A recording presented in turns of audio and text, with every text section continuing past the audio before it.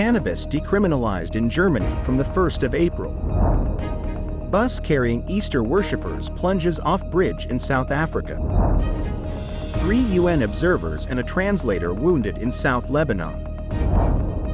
Russia protects North Korea in the UN resolution. Japan recalls red rice, health products. European flying car technology sold to China.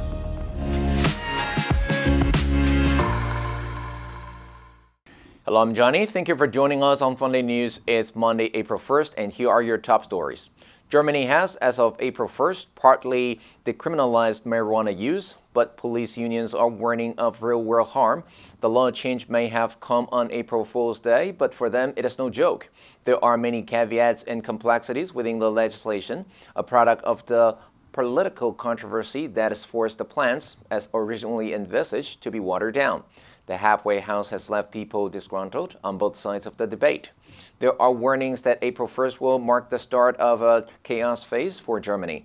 Concerns that cannabis can be addictive and adversely affect mental health have also been voiced by groups such as the Standing Committee of European Doctors. The new measures will increase use and health-related harms, especially among youth, says CPME Vice President, Professor Ray Wally. Given under 18s can't take advantage of the new laws, it's thought that many young people will still resort to drug dealers. Germany is one on a long list of nations that have wrestled with the pros and cons of decriminalizing marijuana. The government in Berlin cited a 2021 survey which found 10.7% of men and 6.8% of women had used cannabis at least once in the past 12 months, most commonly in the 18 to 24 age group. No approach yet exists that's been truly successful in killing the black market or preventing youth issues, according to Dr. Robin Hoffman, an assistant professor for criminal law and criminology at Maastricht University. Dozens of worshippers died after a bus headed to an Easter conference crashed in South Africa's Limpopo province on Thursday, the latest tragedy in a country where recent road accidents have led to multiple casualties. The crash claimed the lives of 45 people, and the sole survivor, an 8-year-old girl, was airlifted to hospital with serious injuries, the South African Broadcasting Corporation reported.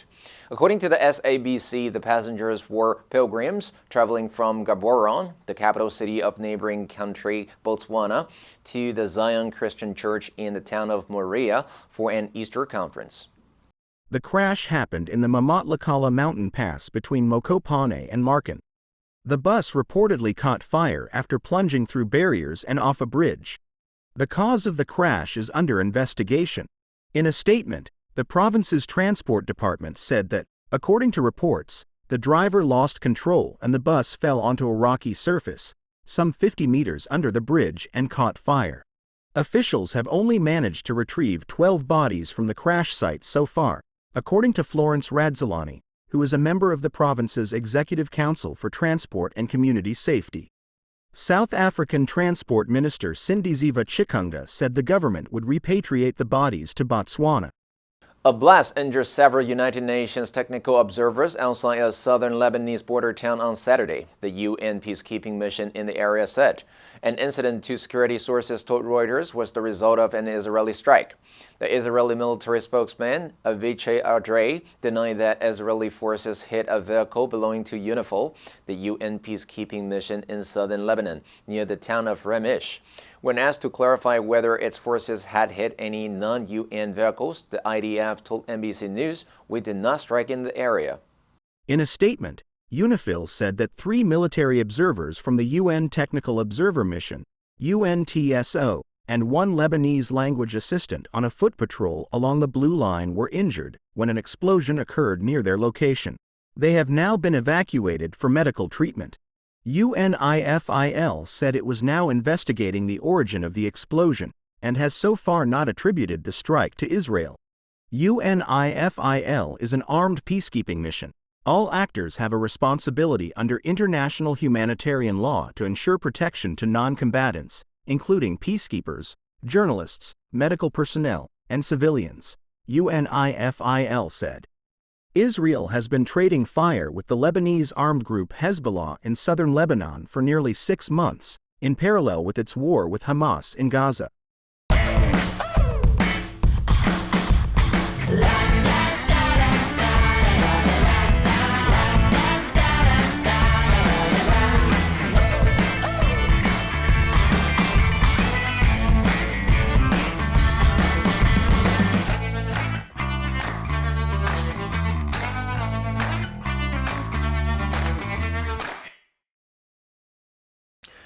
Russia on Thursday vetoed a United Nations resolution that would renew an independent panel of experts investigating North Korea's violations of Security Council sanctions, at a time when Pyongyang has become a key supplier of munitions for Moscow's war against Ukraine.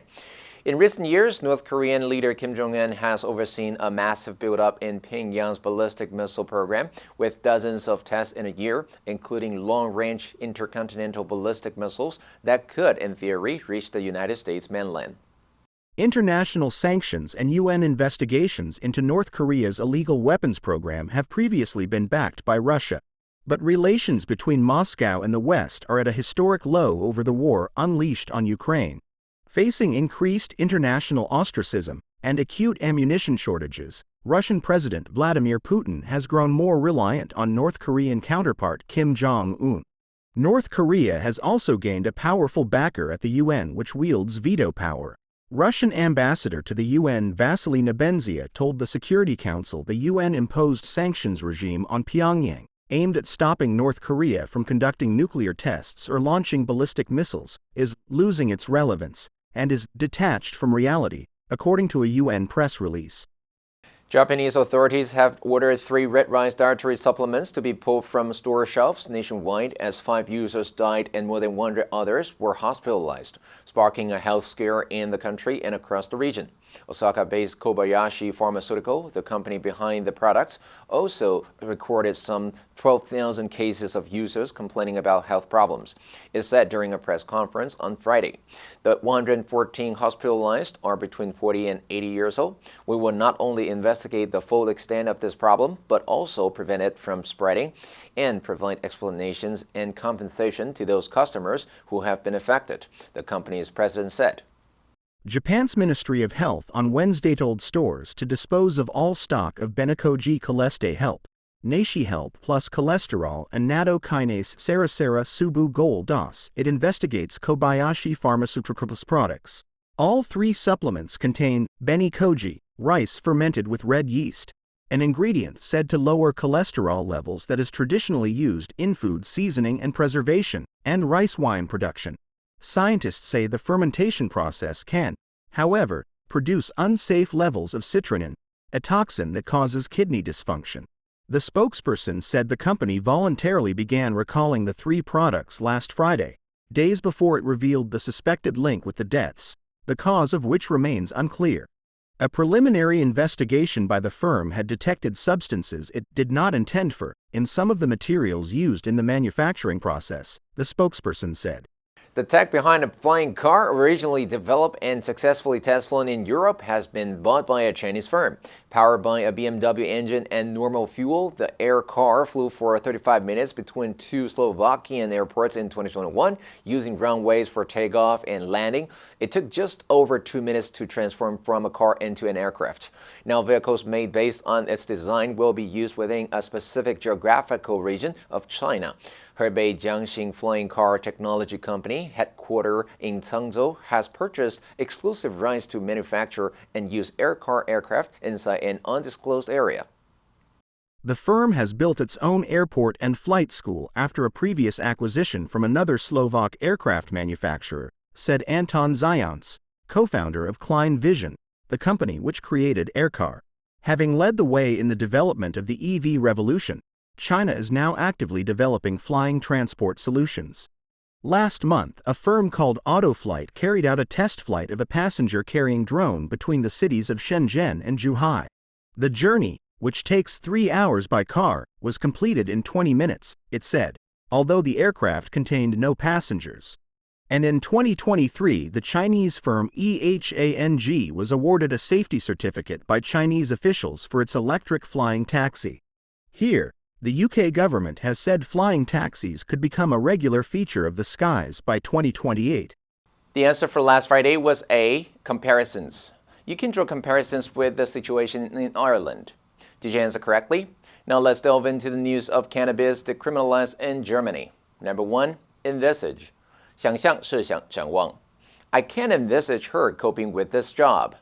Number 2, disgruntled. 不满的，不高兴的.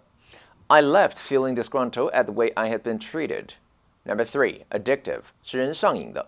Heroin is highly addictive. Next, we have a multiple choice question for everyone to practice. Which answer would you choose? You can write your answer in the comment section. The correct answer will be announced tomorrow. And that's all for today's Funday News. Be sure to tune in to Funday News from Monday to Friday and click the link below to join Funday for free. I'm Johnny Wu, your host. I'll see you next time.